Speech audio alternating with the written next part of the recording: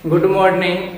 आज हम फिर 1857 के बाद की घटना को देखेंगे कि 1857 की क्रांति को पढ़े, जिनमें अलग अलग इतिहासकार जिनका नाम अलग अलग दिया। कहीं पे पढ़े सिपाही विद्रोह, तो कोई प्रथम स्वतंत्रता संग्राम।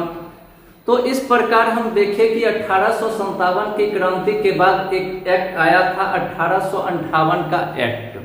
तो 1857 की क्रांति में बहुत सारी क्षति भी हुई, जिसमें खास करके हम देखेंगे कि भारत में कृषि पर बहुत अधिक इसका प्रभाव पड़ा, बहुत लोगों की मृत्यु हुई और उसके बाद लगातार जो है अकाल आना शुरू हो गया। और इसके बाद 1858 में हम पढ़े थे कि उससे पहले भारत का गवर्नर जनरल जो था उस पद को समाप्त कर दिया गया और उस पद के जगह भारत का वायसराय बनाया गया और एक नया पद जारी किया गया, भारत सचिव, भारत का सचिव का पद। तो आज जिस समय यह घटना 1857 की घटनाएं घट रही थी, उस समय जो भारत का गवर्नर जनरल थे वह लॉर्ड कैनिंग को देखेंगे कि भारत का जो है अंतिम गवर्नर जनरल जो है यही लॉर्ड कैनिंग, भारत का अंतिम। क्वेश्चन बहुत बार एग्जाम में पूछा है कि अंतिम गवर्नर जनरल तो कौन हो गया? Lord Canning. और भारत का प्रथम वायसराय।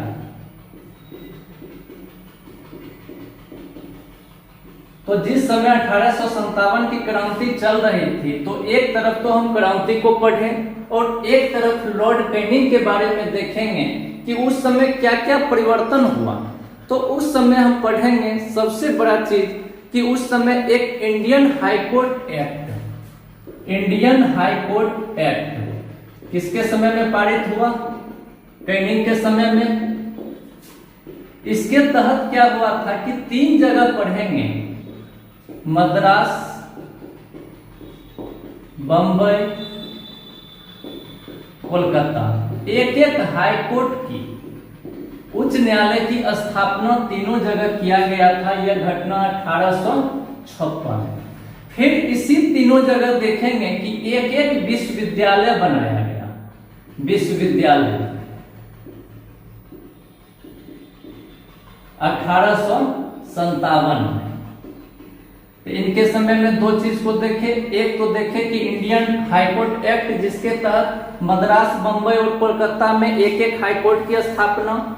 दूसरा देखे कि मद्रास, बंबई और कोलकाता में एक विश्वविद्यालय की स्थापना किया गया।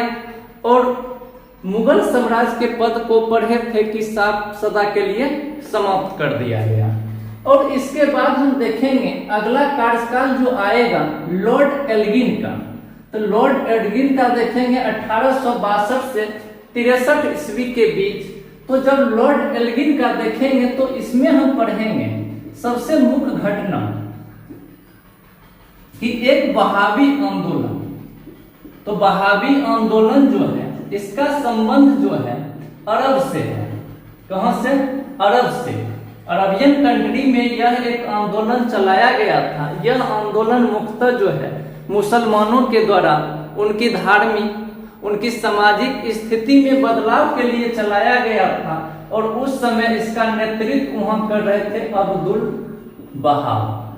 और इन्हीं के नाम पर जो है इस आंदोलन का नाम पड़ा था वहाबी आंदोलन। ठीक। इसके बाद देखेंगे कि इस आंदोलन का जो है प्रभाव जो है वह भारत के में बरेली में भी, भारत में भी इसका प्रभाव पड़ा था। और इसका मुख्य केंद्र जो है पटना को बनाया गया था। और बरेली में सैयद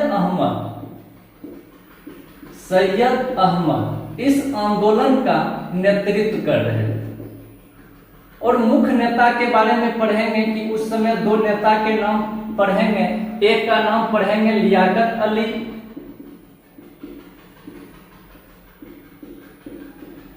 दूसरा देखेंगे इनायत अली। यह दोनों भाई थे और यही दोनों यहाँ के मुख्य नेता थे किसके? वहाबी आंदोलन के। और इसके बाद देखेंगे कि यही अंग्रेज एल्गिन जो है इस आंदोलन को भारत में दबा दिया जाता है और 1863 ईस्वी में पढ़ेंगे। 1863 में धर्मशाला, यह हिमाचल प्रदेश में पड़ता है, हिमाचल प्रदेश, जहां पे इनका क्या हो जाता है, मृत्यु।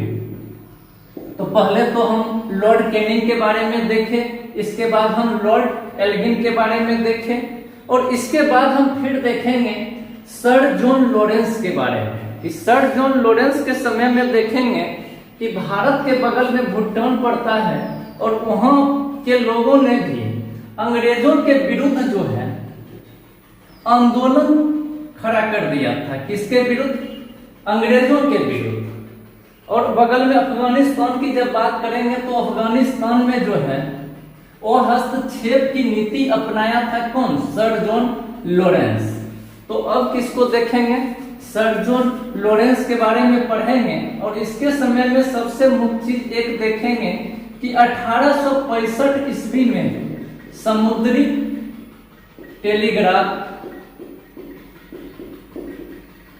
सेवा की शुरुआत, इन्हीं के समय में इसकी शुरुआत किया गया। याद रखेंगे 1865 किनके समय में? सर जॉन लॉरेंस के समय में समुद्री टेलीग्राफ सेवा की शुरुआत किया गया। और इसके बाद हम फिर देखेंगे अगला जो है लॉर्ड मेयो। लॉर्ड मेयो का शासनकाल कब है? 1869 से 72 ईस्वी तक। तो इसमें सबसे एक चीज देखेंगे कि सबसे पहला कि लॉर्ड मेयो अपने नाम पर जो है अजमेर में एक मेयो कॉलेज की स्थापना किया। मेयो कॉलेज की स्थापना कहां पे? अजमेर में। फिर अगला इसका देखेंगे कि इसी समय जो है भारत में अंग्रेजों के समय में प्रथम जनगणना जो है, याद रखेंगे प्रथम जनगणना किनके समय में हुआ था? यह जो है 1872 ईस्वी में लॉर्ड मेयो के समय में हुआ था। कौन सा? प्रथम जनगणना। यहाँ दो प्रकार क्वेश्चन पूछा जाता है कि भारत में प्रथम जनगणना कब हुई थी? तो 1872 में। किसके शासनकाल में? Lord Mayo. और अगर पूछता है कि नियमित जनगणना की शुरुआत कब हुई थी तो यही आगे पढ़ेंगे 1881 ईस्वी में नियमित जनगणना की शुरुआत किया गया था।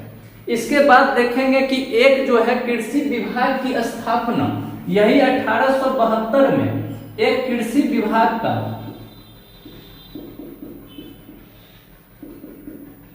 की स्थापना भी किया गया। किसके समय में? लॉर्ड मेयो के समय में। और इसके बाद फिर अकाल एक देखेंगे। उसके बाद यहाँ क्या हुआ था, एक छोटा सा घटना था कि एक अफगान नेता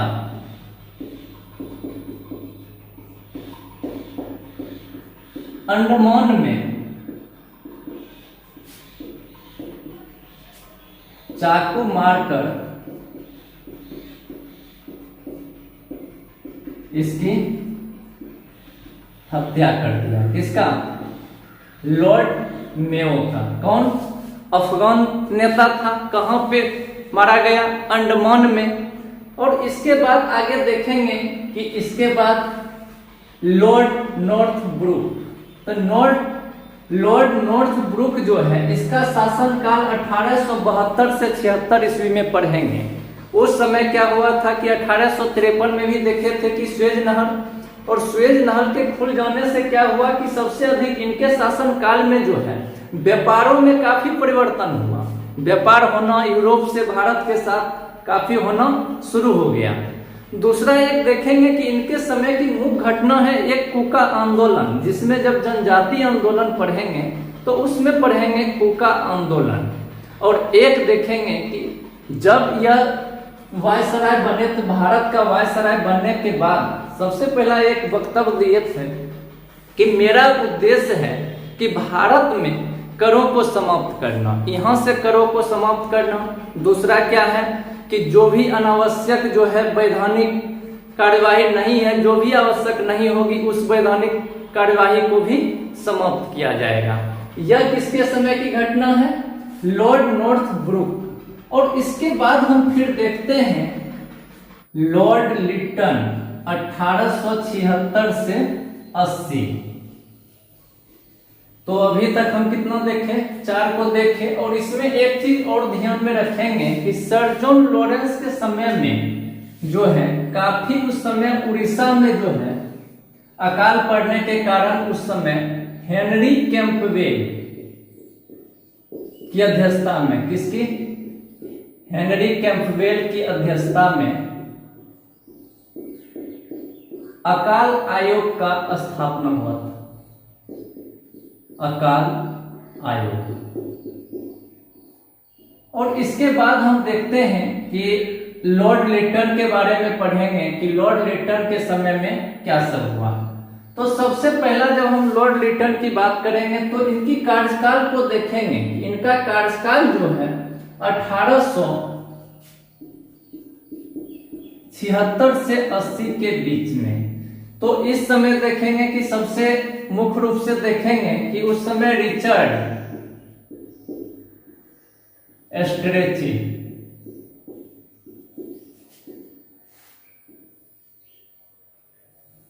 की अध्यक्षता में जो है अकाल आयोग का स्थापना। एक तो हम देखें कि लॉरेंस के समय में भी हेनरी कैंपबेल की अध्यक्षता में अकाल आयोग स्थापित हुआ था। और फिर हम लिटन के समय में भी पढ़ेंगे कि रिचर्ड एस्ट्रेची की अध्यक्षता में अकाल आयोग की। अब इनकी जब बात करते हैं लिटन के बारे में तो थोड़ा जान लेते हैं कि लिटन जो है एक बहुत बड़ा साहित्यकार और इतिहासकार थे। साहित्यकार के जगत में इन्हें जो है ओमन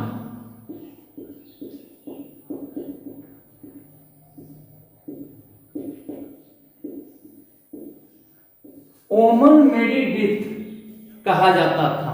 किस क्षेत्रों में, साहित्यकार के क्षेत्रों में, जगत में। तो यह एक इतिहासकार भी थे। और इनके समय में देखे कि रिचर्ड एस्ट्रेची की अध्यक्षता में अकाल आयोग का स्थापना किया गया।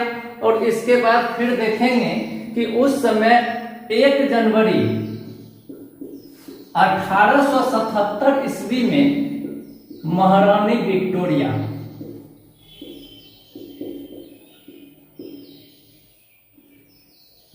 विक्टोरिया को केसर-ए-हिंद, एग्जाम में पूछा हुआ है कि केसर-ए-हिंद की उपाधि से महारानी विक्टोरिया को किसके समय में भारत में सम्मानित किया गया था। तो यही लॉर्ड लिटन के समय। यह किया हुआ था कि दिल्ली में एक बहुत बड़ा दरबार लगाया गया था। कौन लगाया था? लिटन। और उस समय महारानी विक्टोरिया को केसर-ए-हिंद की उपाधि से सम्मानित किया गया था। और इसके बाद देखेंगे कि एक एक्ट के बारे में पढ़ेंगे कि लिटन के समय में एक एक्ट 1878 का आर्म्स एक्ट पारित हुआ था। इसमें क्या हुआ था कि किसी भी भारतीय को अगर आर्म्स रखना हो तो इसके लिए लाइसेंस की अनिवार्यता कर दिया गया। बिना लाइसेंस का कोई भी भारतीय जो है आर्म्स जो है नहीं रख सकता है। इसके बाद देखेंगे, एक तो पढ़ें कि किसके समय में आर्म्स एक्ट पारित किया गया था। तो लिटन के समय में पारित किया गया। उसके बाद देखेंगे एक भारतीय समाचार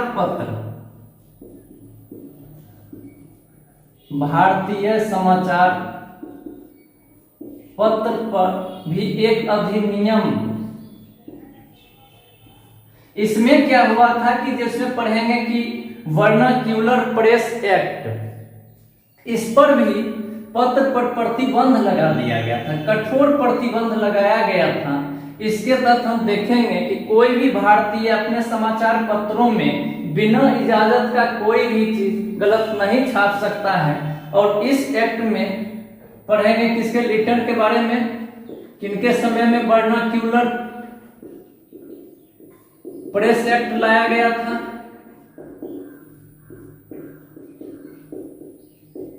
यह प्रतिबंध लगा लिटन के समय में। फिर आगे पढ़ेंगे, जब रिपन पढ़ेंगे तो इस एक्ट को देखेंगे कि वर्नाक्यूलर प्रेस एक्ट जो चला था इसको समाप्त कर दिया गया।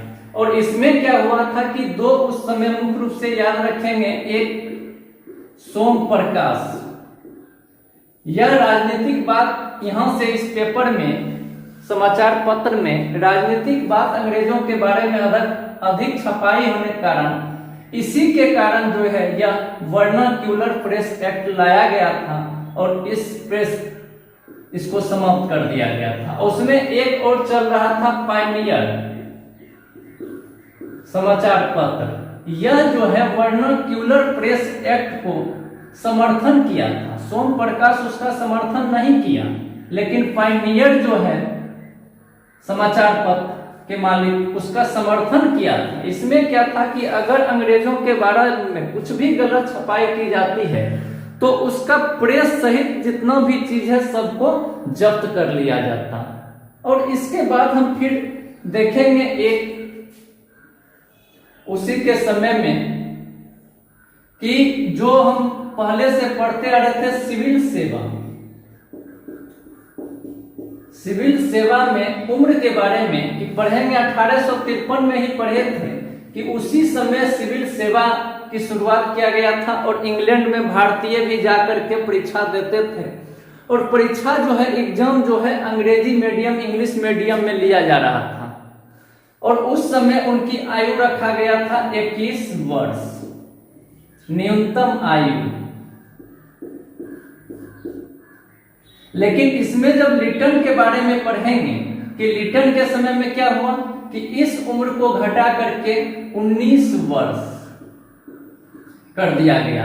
किसके समय में देख रहे हैं, या लिटन के समय में देख रहे हैं कि यह घटना जो घटी है 19 वर्ष से इसको कर दिया गया था, 21 से 19 वर्ष। फिर अगला उसके समय में हम देखेंगे कि एक जो है अलीगढ़ में, कहां पे, अलीगढ़ में मुस्लिम एंग्लो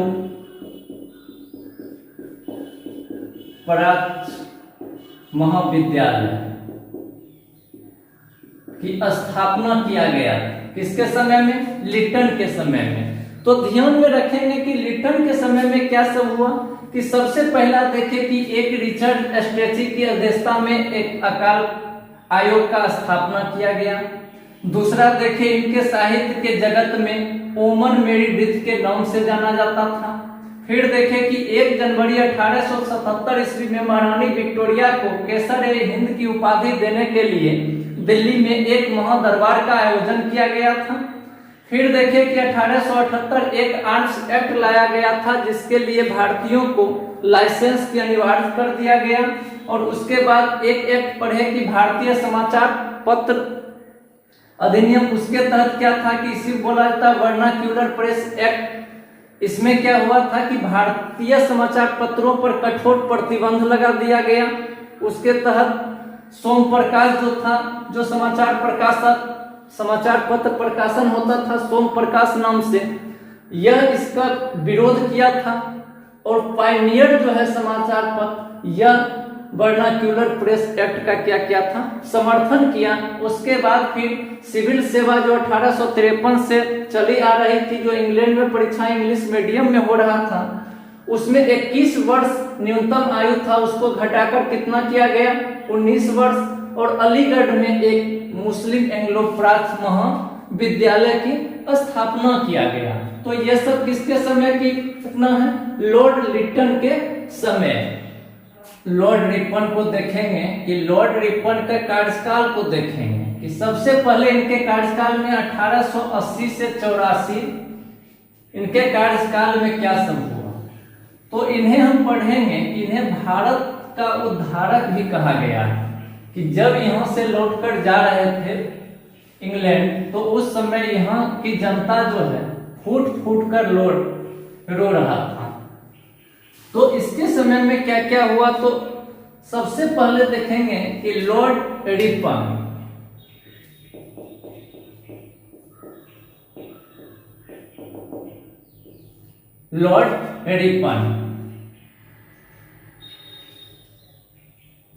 तो लॉर्ड रिपन में सबसे देखेंगे कि जो 21 वर्ष से, लिटन के समय में क्या हुआ था, 19 वर्ष सिविल सेवा के लिए कर दिया गया था। इन्होंने फिर 19 वर्ष से बढ़ाकर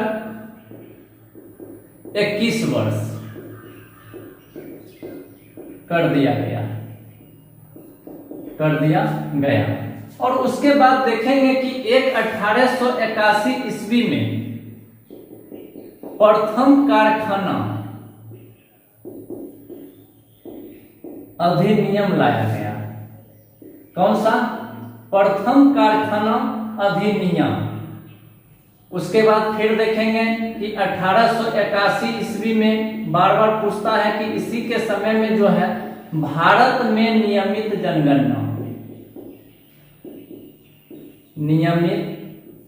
जनगणना की शुरुआत किया गया था। और यह जनगणना कितने वर्षों पे होता है? प्रत्येक 10 वर्षों पे। और इसके बाद देखेंगे कि इन्होंने जो है भारत में शिक्षा में सुधार के लिए एक जो है विलियम हंटर की अध्यक्षता में, विलियम हंटर की अध्यक्षता में, कौन सा आयोग? हंटर आयोग। क्वेश्चन पूछता है कि हंटर आयोग का संबंध किससे है? इसका संबंध है शिक्षा से। शिक्षा में सुधार के लिए जो है एक हंटर आयोग का स्थापना किया गया था। किनके अध्यक्षता में? विलियम हंटर की अध्यक्षता में, और उन्हीं के नाम पे पड़ा था हंटर आयोग। और इसके बाद देखेंगे कि इन्हीं के समय में एक जो है इल्बर्ट विधेयक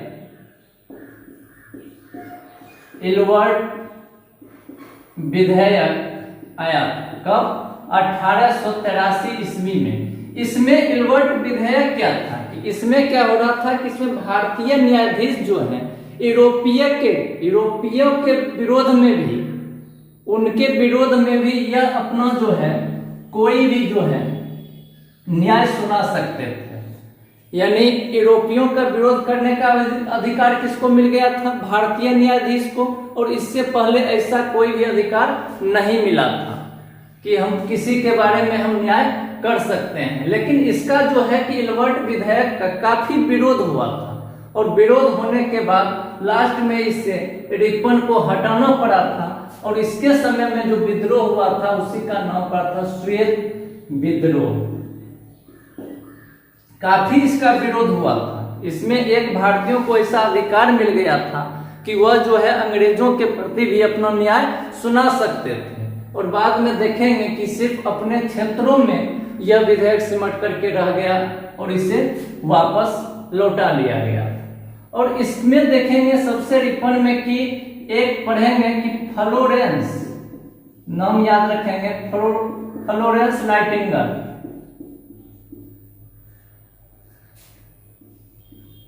नाइटिंगेल ने रिपन को भारत का उद्धारक की संज्ञा दी। भारत का उद्धारक की संज्ञा। ये भी 2 बार क्वेश्चन पूछा गया है कि भारत का उद्धारक रिपन को किसने कहा था, किसने संज्ञा दिया? तो फ्लोरेंस नाइटिंगेल ने। इसको भी ध्यान में रखेंगे। तो रिपन के समय में सबसे पहला देखेंगे जो रिटर्न लाया था कि 21 वर्ष से 19 वर्ष घटा दिया था, यह 19 वर्ष से बढ़ाकर 21 वर्ष पुनः कर दिया गया। और उसके बाद इनके समय में देखेंगे सबसे बड़ा जो है वह स्वतंत्र किया गया था वर्नाक्यूलर प्रेस एक्ट। जो पढ़े प्रेस एक्ट, इसको रिपन समाप्त कर दिए।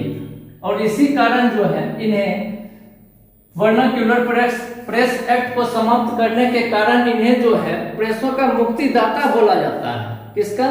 प्रेस का मुक्तिदाता। किनको? रिपन को। यह भी पूछा हुआ है कि प्रेस का मुक्तिदाता किसे बोला गया है? तो किसको? रिपन को। जो कौन लगाया था? लिटन ने लगाया था। और उसको यह समाप्त कर दिया, वर्नाक्यूलर प्रेस एक्ट को समाप्त कर दिया। यानी भारतीय लोग भी स्वतंत्र होकर के अपना समाचार पत्र जो है का प्रकाशन कर सकते हैं। और इसके बाद जो हम अब देखेंगे कि लॉर्ड रिपन के बाद आएगा लॉर्ड डफरिन, और उसी समय देखेंगे कि अंग्रेज जो है, एक तरफ देखिए 1857 की क्रांति में हम अलग अलग जगहों से, अलग अलग कारणों से अंग्रेजों का लोगों ने विरोध किया और युद्ध हुआ, विद्रोह हुआ, और धीरे धीरे उसके बाद जो है कि एकत्रित होना शुरू हुआ।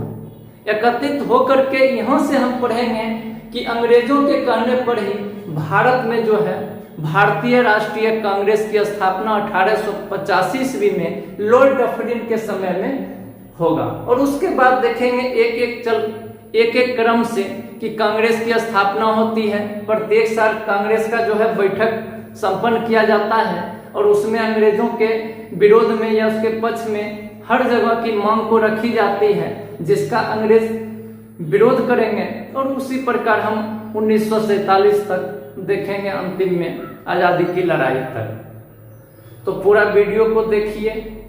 थैंक यू, धन्यवाद।